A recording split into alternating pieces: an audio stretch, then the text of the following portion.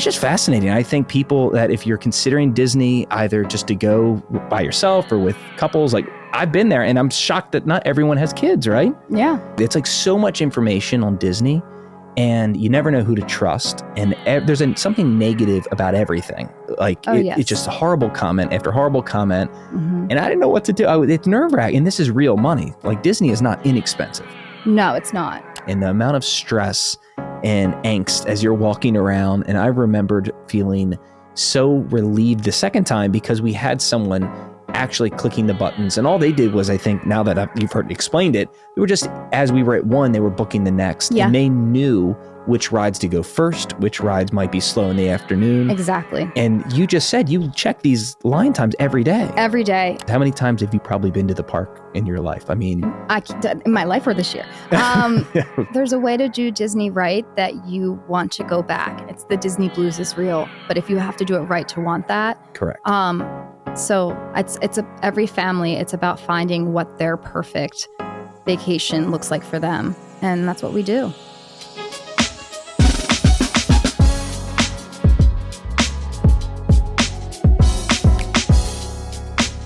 Hello, everybody. This is Matt Ryan with All Roads Lead to Real Estate. And I have what I like to call an adjacent guest to real estate. And it's someone that whose husband is in real estate, so someone that I know.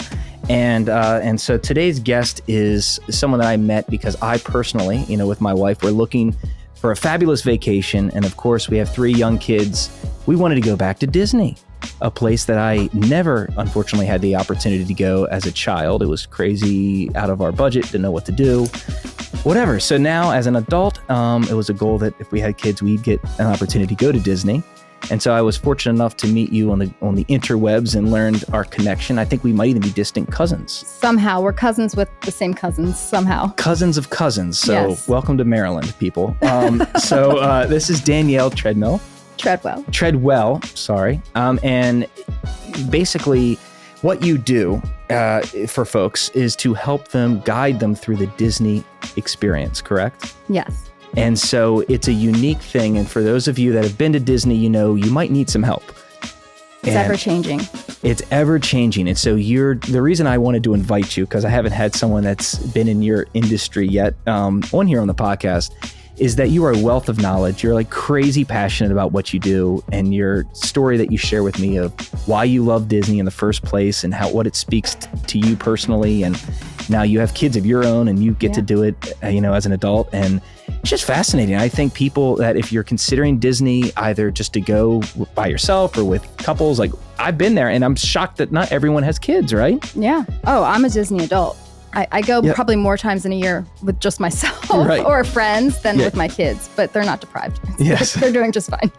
Yeah. So it's I think this could be for everyone. And there's so many little hidden gems. The first time I went, I had no help whatsoever. And I just went with my oldest son. He just turned 5. I was like, I'm going.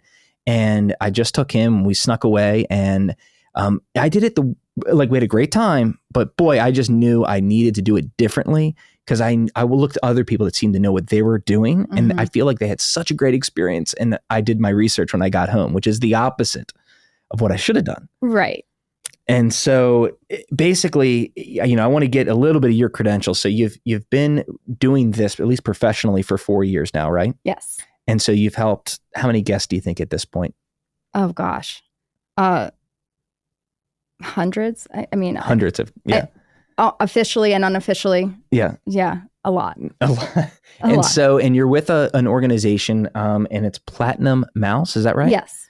And so tell me a little bit about Platinum Mouse. So Platinum Mouse, we're based out of Texas, but there's agents all over the states. There's about 20 of us. And the agency itself is an allergy-focused agency. And that's how the owner, Lizzie, got started. She has a daughter that has an anaphylactic allergy to dairy and a couple other things. So she went to Walt Disney World the first time and really found that there was nowhere else in the world that accommodated a child with allergies. And they take it so seriously. And she just became so passionate about it and found that there's parents like her that need that help. So that's how she fell into being a travel agent. And then she opened her own.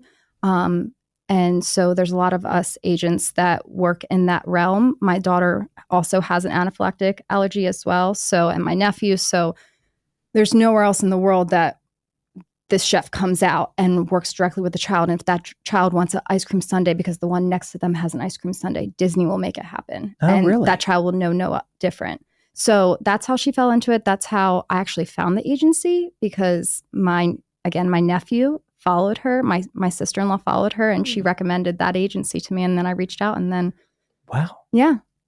Well, the website's gorgeous, and you could tell it was a large organization that kind of knew what they were doing. So congrats to her that she was able to build it out as successfully as she has. But, it's so nice to have a resource. And we were commenting right before we went on air, just in terms of travel agents in general.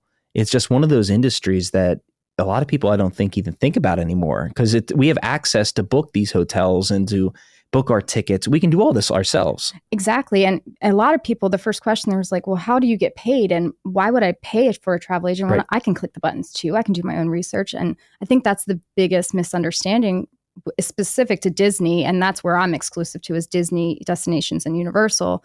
But you're paying for a travel agent, whether you use one or not. I mean, in your industry, it's like a buyer's agent. The seller's going to pay you whether you're represented or not, or budget to pay a buyer's agent. So why not use one?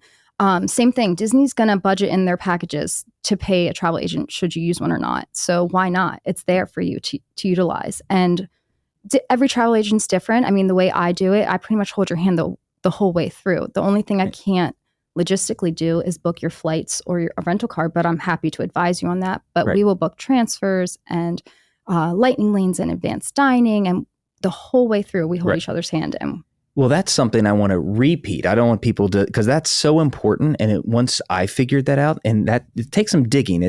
I don't think that's super obvious for most of us that are actively looking to plan a trip. This is something I've hired you. That's how I met you, right? So I did my research and found you that way. I didn't have to pay a separate fee. It's built in. And if I elected to do it on my own with no help at all and just try to figure it out, I wouldn't have had a discount. It's not like they said, here's 20% off. Like, no.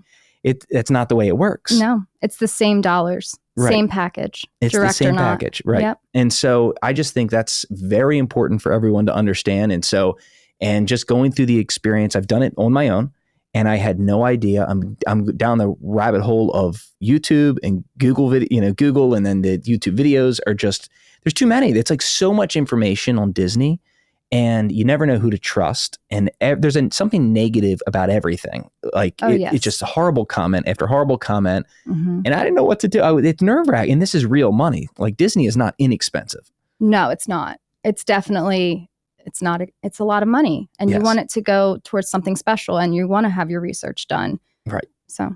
Well, so that hopefully is enough reason for people to at least check out your information. And we're going to put this as well in all the tags and in the description, so you can find Danielle and her service. And so essentially, how does it start? So actually, before I get there, let's first go why you're doing this. Because when I learned that, it all made sense. Because I don't think, even though I appreciate Disney, I'm not the guy. Like, I love selling. I don't think I'd be the person that people would call to ask about Disney.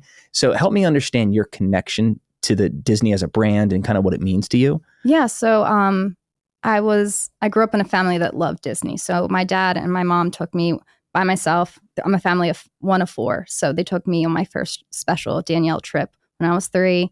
And then they took us every year. And then as I got a little bit older, every other year. And then when I turned 18, Dad stopped paying. So Danielle stopped going. And then I had my own child, and I was like, I'm itching to go. I have to go. And as soon as I took him and I saw what my parents experienced, it was over. It was Pandora's box. I had to get back there. And then, my prior world was a financial analyst, and then the pandemic happened, and I wanted passion over what I'm very good at this, but I'm passionate about this, but I was very good at a financial analyst, but I wasn't passionate about it. Right. So I just wanted that shift, and this has brought me so much joy, my family so much joy. We've created so many memories. I've met so many people, and I'm a part of their vacations. Honestly, other than just being there physically, I feel like it's our vacation. Yeah. And you said that because you're obviously married to someone that does my job, right? So Mm-hmm. that you get to hear some of the, just there's troubles, right? There's a lot of anxiety and there's back and forth about inspections and Oh, yes. there can be, it's a whole different world of anxiety Mm-hmm. and pressure sometimes in those conversations that in yours are typically planning the best part of their whole year. I am blessed that my client interactions are always the best. If they had a bad day, I don't know about it because this is what they look forward to, is to talk to me about their vacations, because that's what they need. Right. Yeah. And you, I can just tell you, having had those conversations with you prior to today, it's such a relief when you actually have an answer and an opinion to all these questions. As a consumer, that is so important. I didn't have to Google. I did once. Like, I'm so confident after you spoke to me. We did not even verify. So Lord knows we're going to go later this year. So maybe I'll revisit this conversation. Yes. But we felt so comfortable with what you shared because you just know when you kind of interview us to figure out the ages of the children, figure out who, what are you specifically looking for? What type of vacation you want? I mean, you can have a Disney adult vacation. You could have a girls trip. You could have a family trip. You could have a family trip with older children. So it's really what you need. It's very unique to your family. Right. And so how far in advance should people start thinking about a trip? Can you do a Disney trip next week? Is it possible to do it? I was going to say, I don't think there's a right answer. I think where there's a will, there's a way. Honestly, I've had people say, I want to go in 2 weeks, and we do it. And once you're there, you won't realize that we just planned it in 2 weeks. So it really comes down to, a lot of people like to advance plan because they want to know it's there and they want to budget, and we can set up a cadence of progress payments, and that's just how they want to do it. And some people are spontaneous and they want to do it. But again, once you're there, you won't realize whether we planned it for a year plus or 2 weeks. Well, let's explain that. So what does that mean? What do you help people to do specifically? So the way it starts, somehow we get connected, and then they fill out a form and give me some general information. And then we talk on the phone, about a 15 to 30 minute call, and we just get to know each other. And again, I'll go over those questions. What are you looking for? Have you been to Disney? What resorts are you interested in? Or is this a blank slate and we're starting from fresh? And then I, based on what they tell me, if it's from fresh, I give some recommendations. And then I provide a quote, and the quote covers all different budgets. So they have options. And then what's a typical price range that you see? What's the most budget way you can possibly do Disney versus maybe the more extreme, I have unlimited budget? So that I will answer that I would say the average low side budget for my clients specifically are probably around $2,500, but it's such a convoluted process. Is that for like 2 nights or is that a week? So that's the thing. Yeah. That's where it's like, well, did they have a 3-day ticket or a 4-day ticket? Did they have a 5-day ticket? They could have the same length of same night stay, but a different ticket package. So it's just a different vacation. So, and it costs very different. So I would say on average, budget friendly is $2,500, and that's like a 6-night stay, depending on the time of year again. So if you're talking May and September, it's much more budget friendly than the week of Christmas. So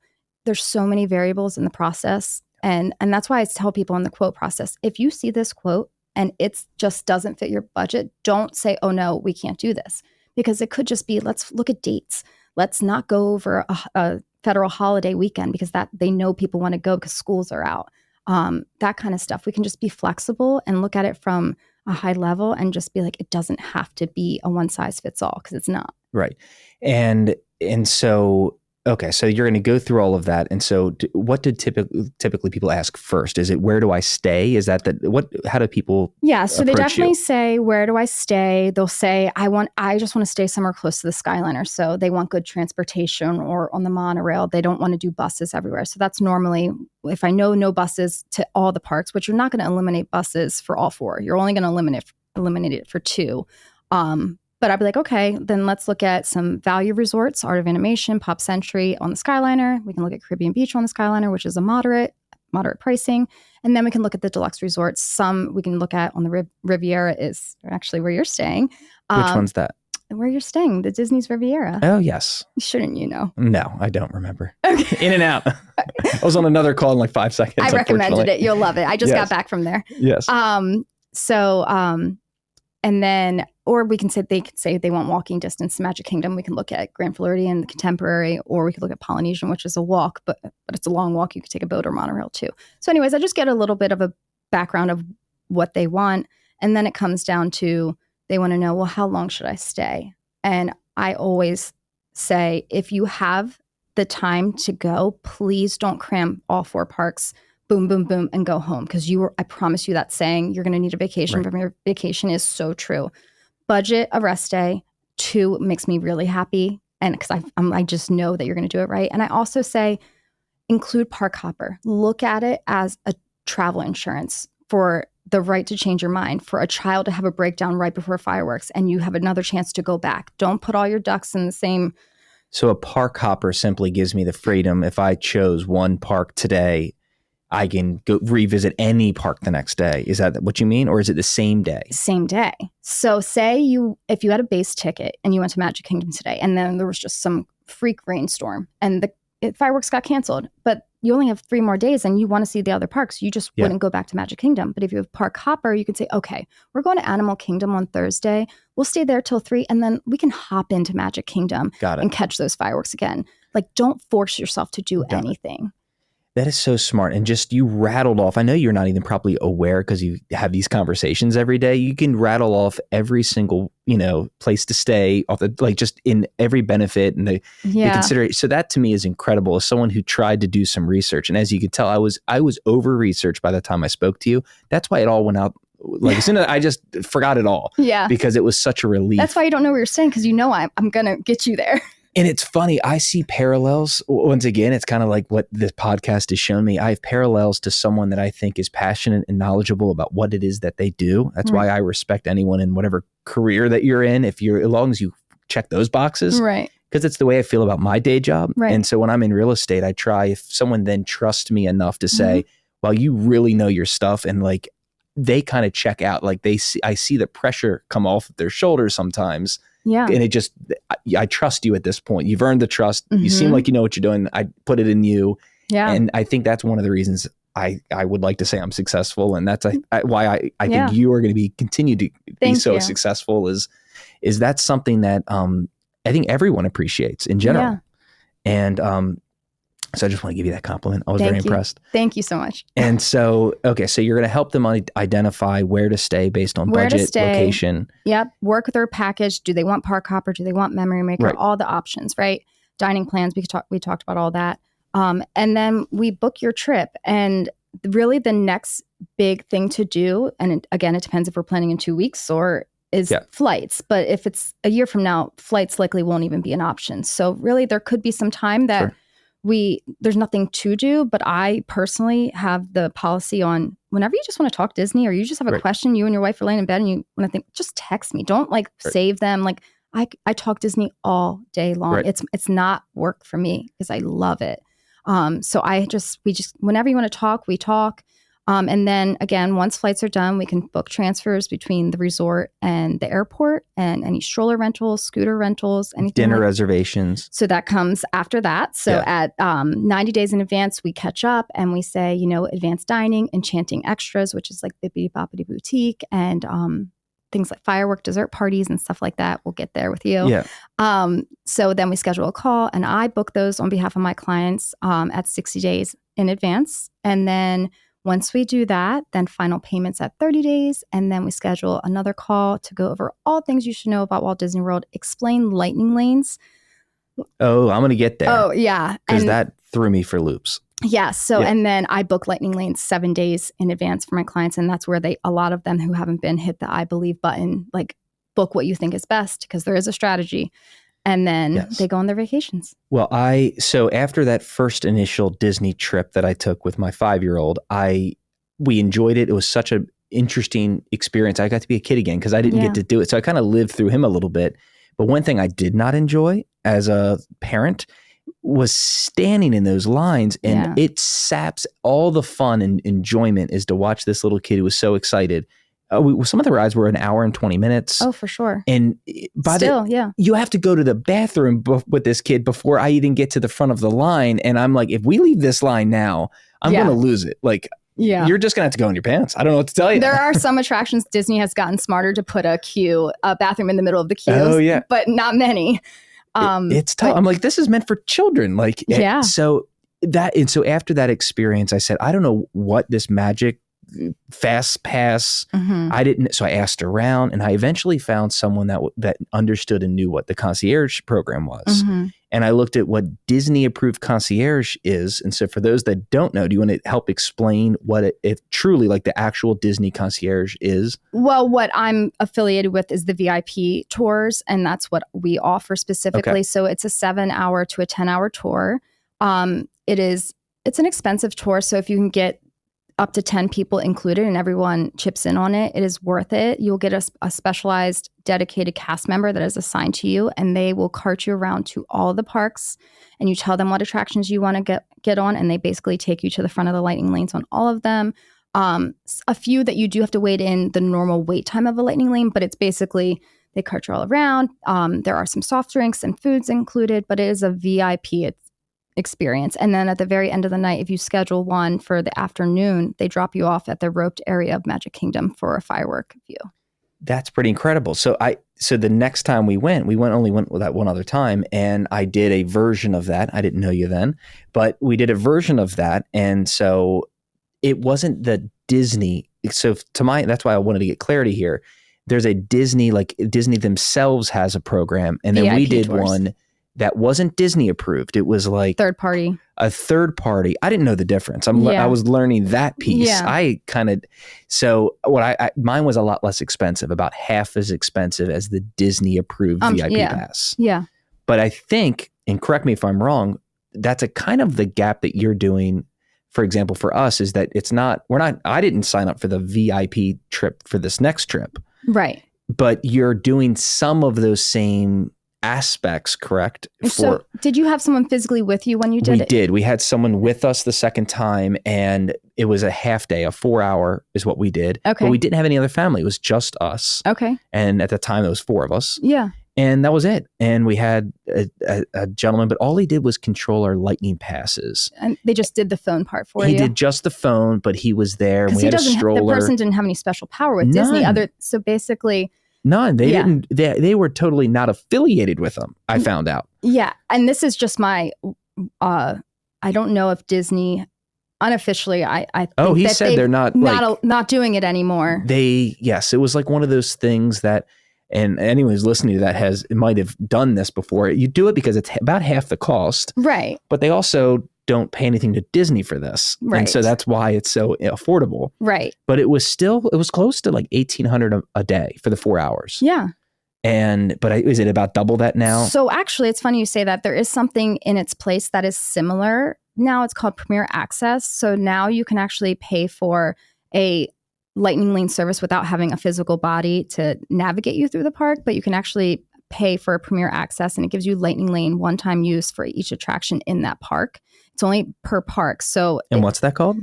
Premier Access. Okay. And it ranges in price, and it obviously changes based on time of year and holidays and everything like that. But you're probably looking at around like $249 on the low end, like Animal Kingdom low side of things, to like high $4s per person for the day. And that's per park.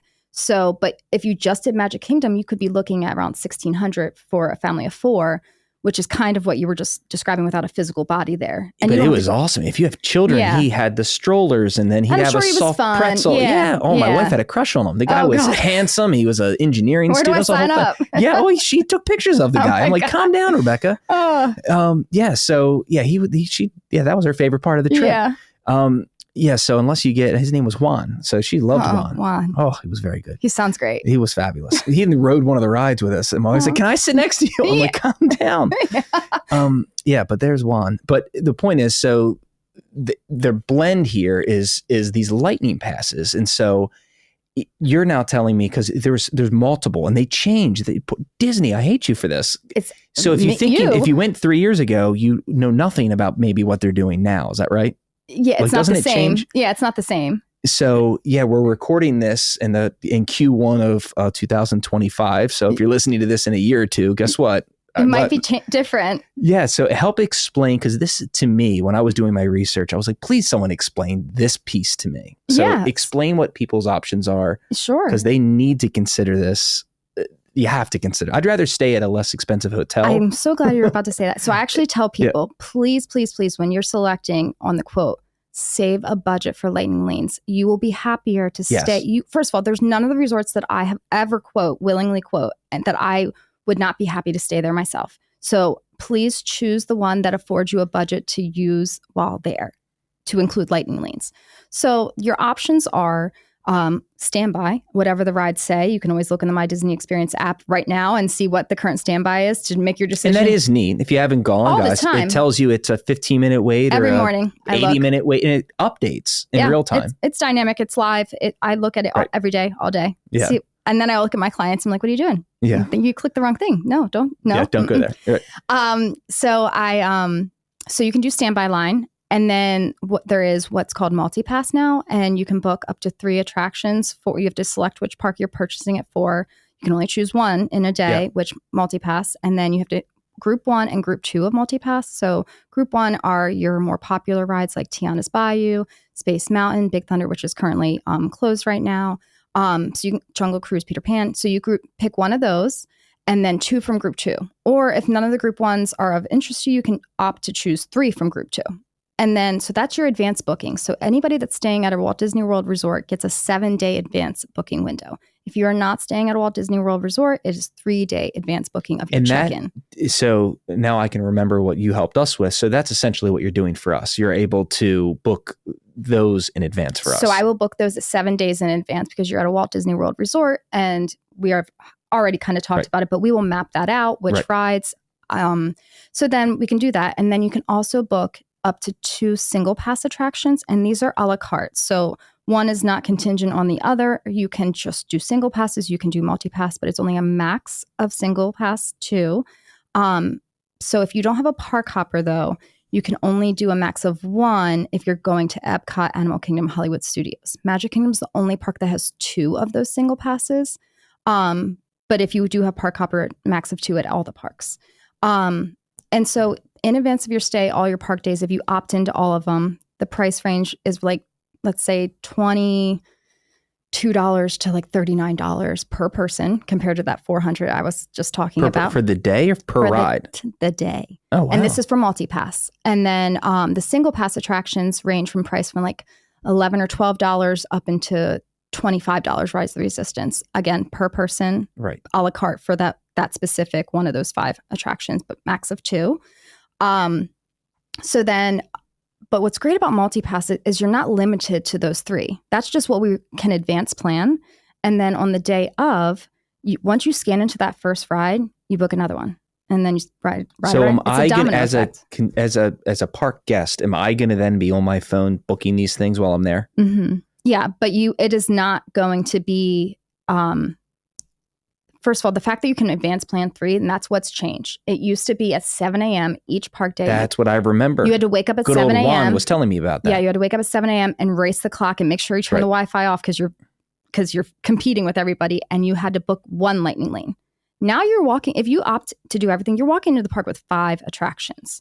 And then you're going to fill with some in between. In a lightning lane, just to be clear, because I don't want to gloss over that for those of us that haven't gone, it's a separate lane that Disney has on the majority of these busy rides, right? All the rides have a lightning lane.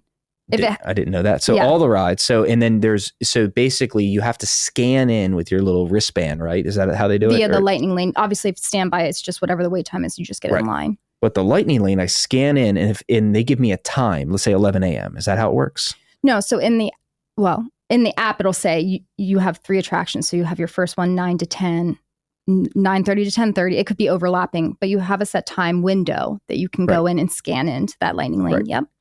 So there is a method to the madness. Yeah. And then, so, I mean, if nothing else, this is your best infomercial here, because if this sounds overwhelming, if you just heard what she said and said, I have no idea. Did I scare you? Yes, I'm going. And I'm like, what did you just say? You're going to be fine. We just started planning, by the way. So he's not an expert yet. Yeah, I'm not an expert yet, but there's so much. And it's like one of those things where if you think it's not that important, holy smokes, it is, because this is to me, the epitome of having a good experience or not in those parks. Because it's so frustrating, and the amount of stress and angst as you're walking around. And I remembered feeling so relieved the second time because we had someone actually clicking the buttons. And all they did was, I think now that you've heard explained it, they were just, as we were at one, they were booking the next. Yeah. And they knew which rides to go first, which rides might be slow in the afternoon. Exactly. And you just said you check these line times every day. Every day. And I also, when I talk to my clients, when we're planning out lightning lanes, if they told me, book me Mad Tea Party, Aladdin, and Dumbo, I'm like, either you don't need multipass or we're not doing that, because they will still be there at 1 o'clock when you're still going about your day. They'll still be there for like a 3 p.m., a 4 p.m. But guess what? Jungle Cruise, Peter Pan, Tiana, they're all going to be gone as of like 11 a.m., 12 p.m. They're booked up for the whole day. Right. So we're going to advance book the most popular ones. And then on the day of, I tell my clients, hey, prioritize X, Y, and Z to go for after that. And then I feel pretty good. I'm like, then if you want to throw in an Aladdin or a Mad Tea Party or anything like that, you did pretty good for the day. Yeah. So how many of the rides, given the multi-pass with planning with someone like you to assist, can I get to see most of the park? Let's say Magic Kingdom, their big, their original park, if you will. How many can I expect? Like how many rides are there? Like 17 or something? Oh God. Let me say this. Magic Kingdom has the most attractions. And if you mixed in between Lightning Lane and single passes and dabbled in some standbys, I could get done probably, and this is probably being conservative, 80% of the attractions in a full day. Now, if you are a lot of my clients take a midday break and take naps or enjoy the pools, and they only come back for fireworks. But I'm talking sun up, sundown. You can get everything. Well, that's what I learned, and is that I need to take a break. I didn't think that, but if you do 3 or 4 days of Disney in a row, especially with kids, and you try to be hardcore and go from the moment they open to the moment they close, your children will literally be laying on the ground. It's work. It's not fun. It's exhausting. And so it's like, I would like to go to lunch, let's say, and then head out back. And hopefully you're staying at a decent resort. I'd love to have a cocktail by the pool. I want to you should hang out. And I think it's like having an actual vacation as opposed to just rushing to ride. Right. That's the difference. I don't want my clients to, and again, back to coming full circle, how long should your stay be? I don't want my clients to go into their Magic Kingdom day thinking, I'm never coming back. I have to get everything done, so we're staying. I don't want that. I want you to have park hopper. I want you to budget enough park days to be able to, your kids are going to want to revisit a ride. It shouldn't be one and done. They're going to want to do stuff again. So if you can find that within your budget and length of time, it's important. It'll make all the difference. It is. And so I was never a Disney fanatic. And there are, now we've gone to a Disney cruise, and I think it was called the Disney Wish. I think that was new a year or two ago. We were on it. My wife I was on it in October of 23. Okay. That was probably right after it.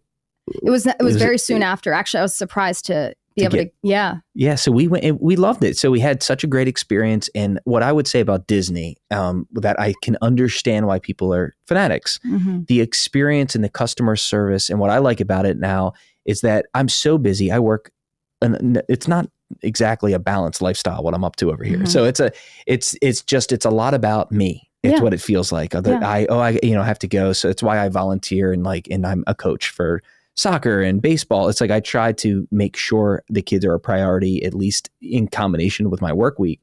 And when you're at a Disney property, I feel like for a little while, it's all about them. Yeah. They really go crazy with making sure your kids it's all about them. Every meal is about them. It's just really neat to have it switched. Yeah. And I feel, if you will, like a good parent. I don't know. It's just, you feel they're just so happy. And if they're happy, I'm not getting yelled at. They're never bored.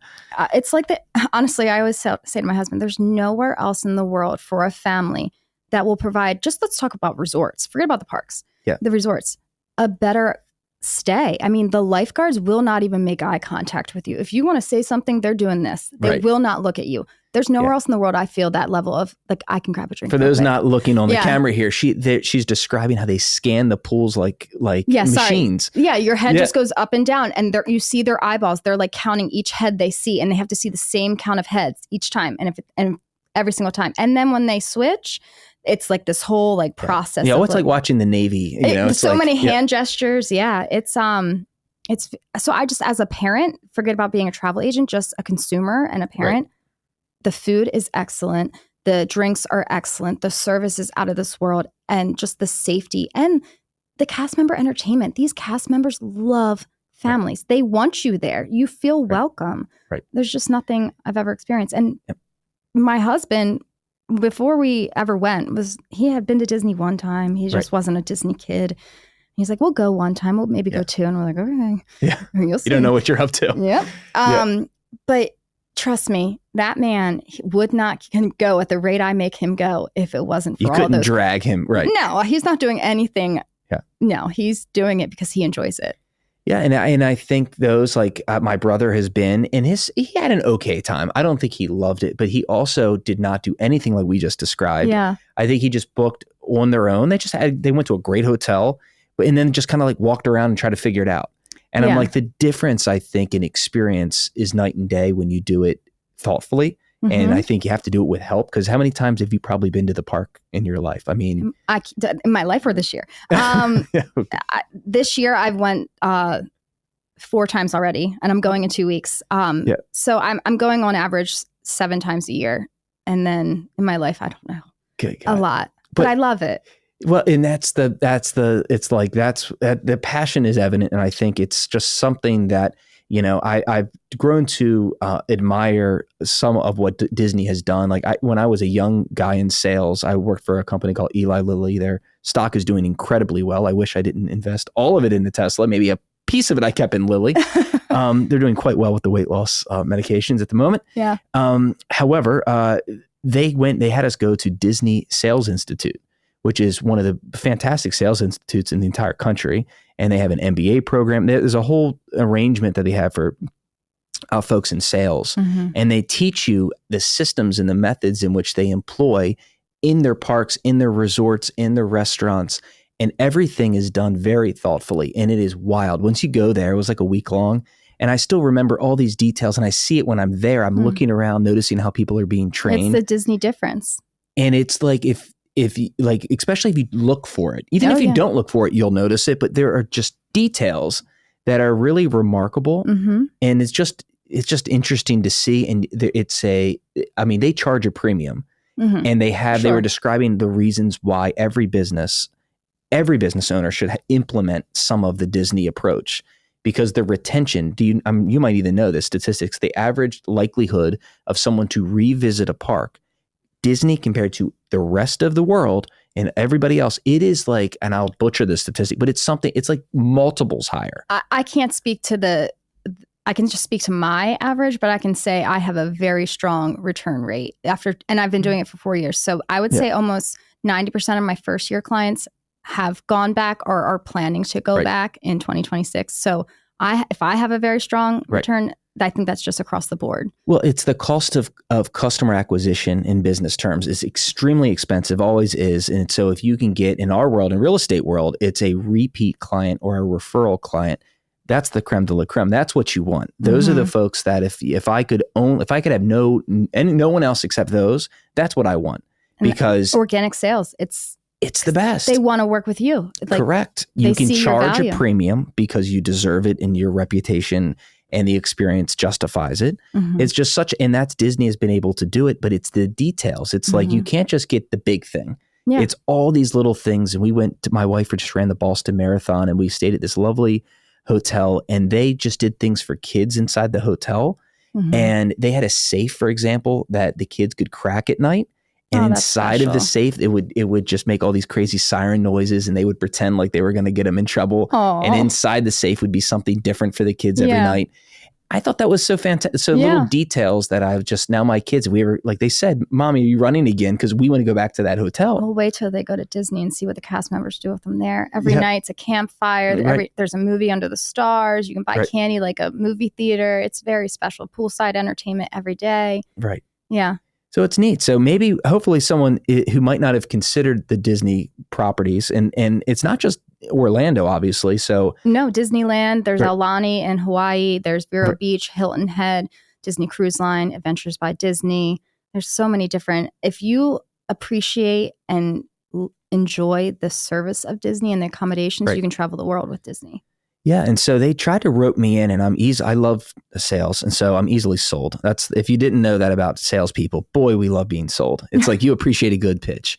But they tried to sell me, and maybe you know this, and I just randomly, we didn't talk about this earlier, the Disney like membership that you can buy. Disney Vacation Club. That's what it is. Yes. And so they tried to pitch it to me. I remember some of it. Of course, I had 2 or 3 cocktails by the time they pitched it. I think that was intentional. And I'm surprised you didn't buy. Oh, I got close, but I just thought of it. The return on investment appears to not truly be there for at least a decade, maybe 2 decades. So yeah, I mean, you pay a very large, let me preface with, I don't sell Disney Vacation Club, but I'm very familiar with it. Okay. So you pay a very large lump sum premium up front. So obviously the longer you have it, they market that you save up to 50% on room stays, but you have to stay. And then, so again, 10 years is where you're like break even. Again, that all depends on the home resort that you bought and how many points you bought and the types of accommodations and how far you stretch your points for you to see your break even point. So it's different for every family. It looks very different. But it is a model that fits for some people. Yeah. And just to put some numbers behind all this, I think they were pitching for a family of 5, I think it was $80,000 up front is what they were trying to pitch me. Again, it just depends on how many points. I would say a family of 5 would need a 1-bedroom. So you probably would need for a week's stay. I need 2. They told me as you get, they try to future proof. They were selling me. I know the difference. But you told me you guys are fine and you guys can make a normal room. Everyone ends up in the same bed kind of thing, right? We're sucking it up to, we had a 3 or 4-year-old on our hands. So you don't need a 2-bedroom villa. You could, with 5, you can do a 1-bedroom villa. Unless there are some 1-bedroom villas that only sleep up to 4. So maybe that's where they were like, well, they kept saying, and they kept saying that you're going to be, this is a lifetime membership, right? So 50 years. 50 years. Well, that'll be my lifetime. We don't live so long in the Ryan family. Yeah. So that's certainly going to be my lifetime. So the point is, it's like you have to imagine this when you're older and your kids are no longer little babies. Yeah. And so now why am I going back? And I'll be in my 50s, 60s. 70s. So it's like, okay, so you might take the grandkids. Do you want a 1-bedroom with your grandbabies? Like, and now you're in your older, later years. It's like, so now you might want an adjoining room. So that's why they were upselling me. Yeah. So, and it's never cheaper than today if you want it. Oh yeah. And the more points you buy, there is a better promotion on that. Sure. And that's true. It is true. And there is such a thing as what they call add-on-itis, that if you bought a lower one thinking you have a 1-bedroom, then you will have the itch to buy more. So you're going to end up with more anyway. So why not buy them now? Don't get me wrong. Disney Vacation Club is incredible. And if you plan to visit Disney 3 times a year, it actually could be a good fit for you. Some of my clients actually are Disney Vacation Club members, and they come through me directly just to purchase tickets. And I help them all the same. As long as the ticket is a 3-day ticket or more, I will give you the same level of service. It doesn't matter. But yeah, I have Disney Vacation. I just got off the phone with one, and he's staying at, I keep saying this, Riviera as well in November. Yeah. And he's doing tickets through me, and I will plan the exact same vacation. So it fits for a lot of people. Right. It's 50 years. Oh, so I would say if you bought a 150 point contract, it's probably like around 27,000. So it's like 250 per point. Right. So, and they don't go up once I buy them. Is that how it works? The premium does not go up. The dues can go up, and they can't go up a max of 15% each year. Got it. So, but honestly, once you hit that break even point, if your only expense to stay in these resorts from year 11 to year 50 is just your dues, you're sitting pretty. Got it. I know Disney, you want me to sell DVC? No. No. So it's the right model for some people. So I was going to say, is it a complete scam? Because once again, I did my research, and God, I hate the internet. Some people just thought it was the worst scam and horrible to get away. And then all these people said, I wanted to sell it and I can't sell it. Now I bought this thing. So I'm funny that you say that. I would say everyone's just general thought on timeshares are that they're a complete scam, and they are, or you can't get rid of it. Disney Vacation Club is so unique. It's the only timeshare that you can resell and probably recoup more than the initial premium if you kept it for 10, 15 years and be left with all I spent on this was the dues every year then, and you can really sell it. So it's the right model, like I said, for some people. If you are an avid Disney goer and you're going to go, I would say do it if you are going to go twice a year. Interesting. Yeah. Interesting. So maybe I'll revisit this. I just thought it was a scam and I was getting sold. And I told you, I know all facets. I will talk Disney. I get it. I'm like, how many times can I go to the park? It's so, we have like, I'm so excited to go with my daughter who just turned 4. I'm like, that'll be fun. She's never been, because we went just with the 2 boys and she was so little the last time we went, we didn't take her. She was like 1. And so now we're going to redo it. But I'm just like, I don't necessarily think I want to be in the park 3 times a year. I'm so glad you're saying that, because we wanted to go to Disney for spring break because the kids had off 5 days and it's so rare. But I know as a travel agent that the parks is the last place I want to be for Easter weekend. Sure. So we went to Disney and we stayed at those resorts and we had the most incredible vacation, but we didn't go to the park. I went to the park one morning. I'm an annual pass holder, so I can go. But my kids are like, before Dad wakes up, can we go rope drop Hollywood Studios, a Tower Terror? I'm like, okay, fine. Yeah. Only a mom would do that. So, and we did it. And but other than that, it was a resort only stay. And it was, I don't know where else you're going to go in the world to get something different. Like if you go to Mexico, you're just going to a resort. So why not just go to Florida? Yeah, that's a good point. A lot of people choose to do that anyway. Right. So we went to Disney, we didn't go to the parks though. Right. So to answer your question, you don't always have to go to the parks. And plus there's Vero Beach, again, Hilton Head, Alani, which we've talked about. So there's just different ways you could look at it. Yeah. I mean, that's a fascinating way to look. And so I wanted to touch on as well the dining plan, because you mentioned a dining plan. I wasn't aware of a dining plan. Help explain why that was a good value. We ended up signing up for it. So explain that to us. So again, that is part of the questioning with my clients. Is it the right fit for your family? It is so specific because it is a lot of food. And if you told me that you want to do a lot of character experiences and you want to sit down dinner or breakfast every single day of your stay, I would say, let's look at the dining plan. But if you told me that you wanted to do like 2 character experiences and you're just going to share a hot dog or your kids share meals, I would say it's probably not right. So it is a savings. They say it's about a 20% savings if you were going to buy that food anyways. But I never want my clients to be in the position that they're like, oh my God, we have all these credits at the end and we have to. Yeah, that won't be a problem. Their food is actually pretty legitimate. Like it's pretty darn good. I think that some people say to me, they're like, isn't the food not that great? I'm like, you're eating at the wrong places. You need to talk to me. I know where good food is. Again, my husband wouldn't go if the food was not and good. We bring all the tchotchkes home. They have like glowing ice cubes and like it's like all these drinks for the kids. Yeah, it's really interesting. And they stop the whole dining thing like every 15 minutes and another character runs in and does a performance in the middle. Character, and then they run away and it's well done. It's magical. It's truly, not to be cliche, but it's magical experience. So maybe I'm more sold into it than I thought, but I figured I don't know. I think it's interesting and even people in my family are like, I'm not going to that. Like that's why I never went as a kid. Yeah. And because it's just kind of one of those things and I will say it's not super inexpensive. What my advice would be is I would, if you're like thinking, oh, how much can I afford for these trips? I'd rather go once in a much, longer duration in between and do it the right way with the fast pass or do it in I'm okay taking our kids out like 2 days and not going, for example, during peak season. And a lot of people are, especially if they say they're going one time, they do it the right way and they don't go over holidays. Yeah, don't go over holiday, but do it. What I say the right way is hire someone like you, get the right planning. Yes. Make sure you do it.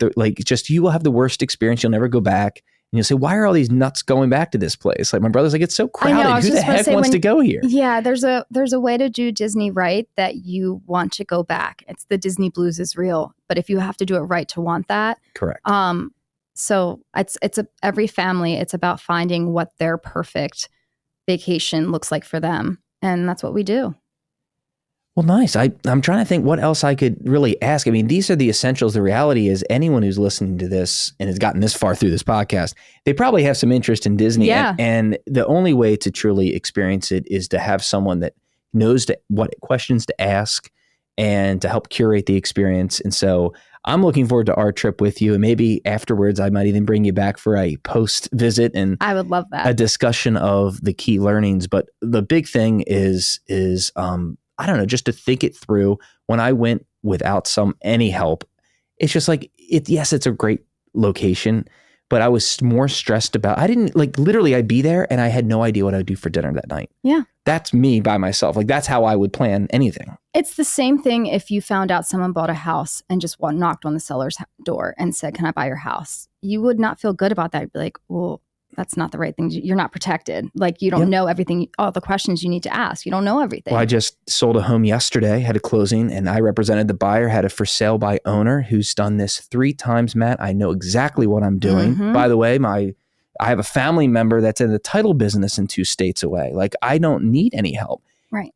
Let's just say his experience wasn't ideal. Right. The calls of friends, I was getting little text messages at 11 o'clock at night. He didn't know what was going on the next day because no one's there to help him. Right. I'm like, I don't represent you. Yeah. And I don't know. It's just his experience could have been much, much better had he chosen to actually hire someone. Yeah.